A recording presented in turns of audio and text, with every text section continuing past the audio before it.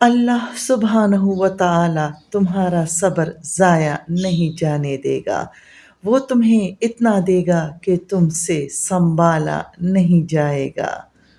یہ آزمائشیں مسلسل نہیں ہے، تمہیں سکون بھی بخشا جائے گا، تمہیں ذرا سا آزما کر ہمیشہ کے لیے مضبوط کر دیا جائے گا۔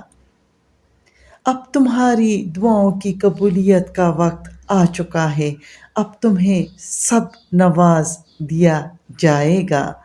جس کو اللہ آزمائش دیتا ہے وہ تو خوش نصیب ہوتا ہے۔ اللہ اسی کو آزماتا ہے جس سے وہ بے حد پیار کرتا ہے، جس کو وہ خوشیاں دینا چاہتا ہے۔ تو جس نے اپنی آزمائش اللہ سبحانہ و تعالیٰ کے لیے سہ لی اور اللہ سبحانہ و تعالیٰ کے لیے صبر کر لیا، تو اللہ سبحانہ و تعالیٰ وہاں سے نوازے گا جس کا اس نے سوچا بھی نہیں ہوگا۔